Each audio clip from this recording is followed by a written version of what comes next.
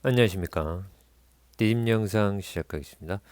이번 시간에는 2.4.1 정기적 성질에 따른 물질의 구분이 되겠습니다. 학습 목표는 지구를 구성하는 물질을 정기적 성질에 따라 구분할 수 있다. 물질의 정기적 성질을 응용하여 일상생활과 첨단 기술에서 다양한 소재로 활용됨을 설명할 수 있다가 되겠습니다. 자, 핵심 질문은 지구를 구성하는 물질들은 정기적 성질에 따라 어떻게 구분되며 이러한 성질은 첨단 기술에서 어떻게 활용되는가가 되겠습니다. 자, 1번. 정기적 성질에 따른 물질의 구분. 교과서 81쪽에 그림 2-33 그림이 나와 있습니다. 원자의 속박된 전자와 물질 내 자유전자를 나타낸 그림인데, 원자에 속박됐다.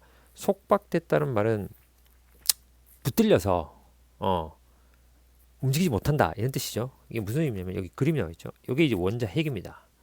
원자 핵이고, 원자 핵은 양성자와 중성자로 되어 있고, 양성자는 플러스 전하를 띠죠. 그 다음에 전자는 마이너스 전하, 음전하를 띱니다. 이 전자가 이 원자 핵에 의해서 붙들려 있는 거죠.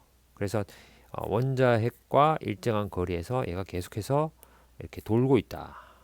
궤도를 돌고 있다. 이게 속박된 전자다 이 말이죠. 그 다음에 요 두 번째 요 그림은 자유전자에 대한 이야기입니다. 자유전자. 말 그대로 자유전자는 자유로운 전자예요. 원자 핵에 의해 속박되어 있지 않고 자유롭게 이제 이동할 수 있는 그런 전자를 자유전자라는데, 여기 이제 원자 핵이잖아요. 가운데 원자 핵이 있고, 근데 이 궤도를 따라 돌지 않고 자유롭게 지 마음대로 돌아다니는 거죠. 이게 자유전자다. 전자가 원자나 분자 속에 갇혀서 자유롭게 움직이지 못한 상태, 속박이라는 속박. 이게 속박이죠. 원자들이 결합하는 경우에 원자 간 상호작용으로 원자에서 떨어져 나와 물질 내에 자유롭게 이동하는 전자, 자유전자. 자유전자. 자유전자가 많아서 전류가 잘 흐르는 물질, 철, 구리, 금. 이제 우리 지구를 구성하는 여러 가지 물질 중에 철, 구리, 금 이런 것들은 전류가 잘 흐른다 그죠? 그걸 우리가 뭐라고 하냐면 도체라고 합니다. 그다음에 절연체라고도 하고, 자유전자가 없어요. 전자가 이동을 해야 전류가 발생하는 거잖아요. 그러니까 자유전자가 거의 없어서 전류가 흐르지 않는 물질, 고무, 유리. 절연체라고도 하고 부도체라고도 하죠. 부도체. 약간의 불순물을 첨가하여 에너지를 가해 특정 조건에 따라 빛이 있거나 온도가 변하거나 이런 등등 특정 조건에 따라서 자유전자가 생겨서 전류가 흐르는 물질을 반도체라고 합니다. 규소, 저마늄 이렇게 쓰는데, 옛날에는 이 저마늄을 게르마늄이라고도 하고 규소를 실리콘이라고도 하고 이렇게 부르기도 했어요. 우리 교과서에는 규소, 저마늄. 도체와 부도체의 정기적 성질입니다. 도체는 물질 내에 자유전자가 많아서 전류가 잘 흐른다. 그래서 여기 이제 건전지 배터리 플러스극이죠. 튀어나온 부분이요. 플러스극과 마이너스극인데, 전류가 플러스에서 많이 흐르죠. 그럼 전자는 마이너스극에서 플러스극 쪽, 이쪽 방향으로 전자가 이동해 간다. 그쵸? 플러스극 쪽으로 가자. 그래, 이제는 너희를 붙잡을 수 없네. 속박되지 않다는 거죠. 자유전자. 근데 여기 이제 부도체인 경우에는 이렇게 전극이 연결되어 있지만 불도 안 오죠. 자유전자가 없어요. 왜? 원자 핵에 다 붙들려 있어요. 속박되어 있어. 붙들려 있어. 그러니까 이제 전자가 이동이 없죠. 전자가 이동을 해야 전류가 흐르는 건데, 기전력이 생기는 거죠. 근데 그게 안 되니까 부도체는 전류가 흐르지 않는다.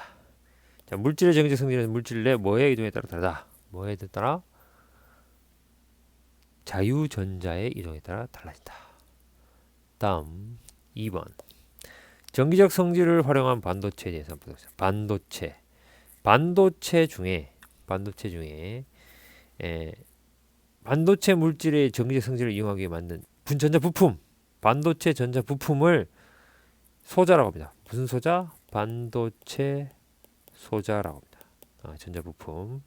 대부분의 전자기기에 내장되어 있고, 반도체 소자가들이 순수 반도체로 규소와 저마늄이 있다. 순수 반도체가 있어요. 순수 반도체는 불순물이 없는 반도체가 순수 반도체입니다. 예전에는 이제 저마님을 많이 쓰는데 요즘에는 이제 규소를 이용해서 반도체를 만든다. 이 순수 반도체, 이 규소는 원자과 전자, 그러니까 원자의 가장 바깥 껍질에 있는 전자가 4개입니다. 원자과 전자. 원자과 전자는 원자의 가장 바깥 껍질에 있는 전자가 4개로 이웃한 4개의 규소와 공유 결합, 전자를 공유하죠. 전자를 서로 공유하면서 결합을 해요. 그래서 전류가 잘 흐르지 않아. 옆에 있는 주변에 있는 다른 규소와 전자를 서로 공유를 하니까 자유롭게 움직일 수 있는 전자가 없는 거죠. 예, 그래서 전류가 잘 흐르지 않는다. 그런데 여기 불순물을 첨가하면 전류가 잘 흐르는 불순물 반도체가 되어서 반도체 소자로 반도체 전자 부품으로 활용이 가능하다. 근데 불순물을 첨가하는 어떤 거를 첨가하느냐에 따라서 반도체 종류가 2가지 종류로 나뉘어집니다. 그 중에 하나가 N형 반도체입니다. 여기 N형 반도체인데 규소에다가 원자과 전자가 5개인 가장 바깥 껍질의 전자가 하나 더 많은 5개인 인이나 비소 이런 불순물을 첨가를 하는 거예요. 그러면 인이나 비소는 원자과 전자가 규소는 여기 그림에 보시면 규소는 원자과 전자가 4개가 있어요. 하나, 둘, 셋, 4개가 있죠. 그런데 인은 4개가 아니라 하나 더 많아. 전자가 하나 더 많은 거죠. 요 전자, 남는 전자가 뭐가 된다? 이제 자유전자가 되는 거예요. 그래서 여기 이제 어, 자유전자가 이동을 하면 곧 전류가 발생하는 거죠.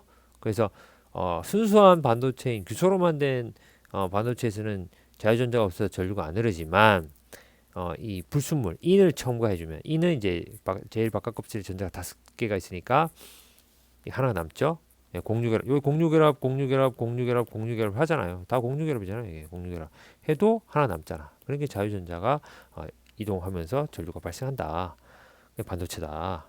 그 다음에 P형 반도체가 있습니다. P형 반도체. 이 P형 반도체는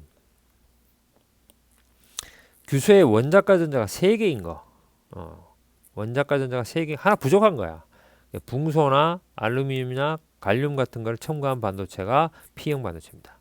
전압을 걸면 양공으로 전자가 이동하며 전류가 흐른다. 이게 무슨 말이냐면 규소는 이제 원자가 4개잖아요. 이게 이제 공유결합 이렇게 하는데 붕소는 전자가 하나 없어요.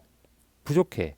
그러면 여기는 이제 공유결합 하는데 여기 비어있는 전자 하나 더 들어가야 되는데 비어있는 공간 있죠. 요거를 양공이라 그래요. 양공. 근데 여기가 비어 있으면 다른 데서 이렇게 전자를 채울 수 있겠죠. 그럼 이 전자가 이렇게 이동하는 거야. 그럼 여기도 비지. 그럼 또 여기 뭐 다른 데 또 전자가 이렇게 와요. 그럼 여기에 또 비죠. 이런 식으로 해서 전자가 이동할 수 있게 되는 거죠. 그러면 뭐 어떻게 되니? 전류가 흐른다. 양공으로 전자가 이동하면 전류가 흐른다. 이 말입니다. 전자의 빈자리, 양공이죠, 양공. 이걸 양공이라 한다. 양전하를 띤 입자처럼 행동하는 가상의 입자를 양공, 전자의 빈자리다. 그 다음에 반도체 제조 공정.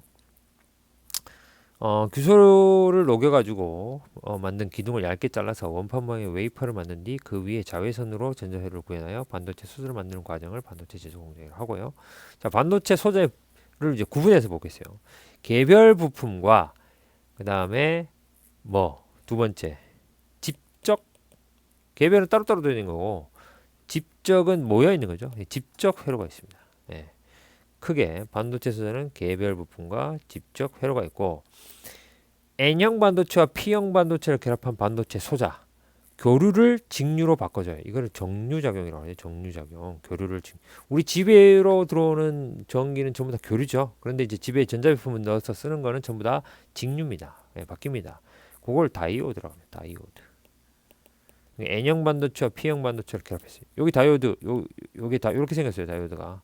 그리고 다이오드 구조가 이제 N형, P형 하나씩 붙여놓은 거죠. 예, 그래서 전류가 한 방향으로만 흐르게 하는 게 이제 다이오드죠. 다이오드에는 발광 다이오드, 빛이 나는 다이오드가 있어요. 이거는 빛이 안 나지만 이건 빛이 나죠. 발광 다이오드 색깔이. 그래서 이거는 전기에는 빛 에너지를 전환하면서 빛이 나는 거고, 그다음에 유기 발광 다이오드, 뭐 TV에도 뭐 OLED TV가 있죠. 물론 LED TV도 있지만 예, 유기발광 다이오드도 이제 다이오드죠. 그 다음에 N형 반도체 PM한테 복합적으로 결합 소재. 그 다음에 약한 전류와 전압을 증폭 크게 만들어주는 거죠. 전류와 전압을 증폭시켜주고 전류의 흐름을 조절하는 스위치 작용에도 이용하는 거. 이거를 트랜지스터라고 해요. 트랜지스터. 여기 밑에 있죠 그림에 트랜지스터의 그림. 트랜지스터는 PNP, P형 반도체와 N형 반도체를 이렇게 세 개씩 NPN 이런 식으로 붙여서 트랜지스터를 만든다. 그 다음 집적 회로, 다양한 반도체 소자의 회로를 하나의 기판이 정밀하게 만든 반도체 소자입니다. 마이크로 컨트롤러 같은 거 이게 이제 집적 회로가 되겠습니다. 컴퓨터의 중앙 처리 장치, CPU로 제어 장치, 연산 장치, 저항을 하나로 집적한 회로를 우리가 마이크로 프로세서라고 합니다. 마이크로 프로세서. 컴퓨터에 다 있죠. CPU가 돼 있고, 그 다음에 마이크로 프로세서, 메모리, 입출력 장치 등을 하나의 칩으로 만든 거예요. 하나의 컴퓨터 같은 거죠. 이게 MCU라고 해가지고 마이크로 컨트롤러라고 합니다. 마이크로 컨트롤러 MCU라고 합니다. 자, 확인하기. 뭐는 전류 제어, 신호 증폭, 스위치, 데이터 등 정기적 신호를 처리할 수 있다. 무슨 소자? 그렇죠. 반도체 소자다. 자, 오늘은 이제 도체, 부도체, 반도체 이런 지구를 구성하는 물질들이 전기 성질, 도체, 부도체, 반도체 이런 걸 구분을 하는 것들하고 어떻게 전류가 흐르냐 도체에서, 반도체는 어떻게 해서 순수 반도체에다가 이제 불순물 섞어가지고 N형 반도체와 P형 반도체 이런 반도체를 어떻게 이용해서 전류를 흐르게 하느냐에 대한 이야기들, 그 다음에 반도체 소자, 개별 부품과 집적 회로들 이런 종류에 대해서 한번 살펴봤습니다. 자, 오늘 여기까지 하겠습니다. 수고했습니다.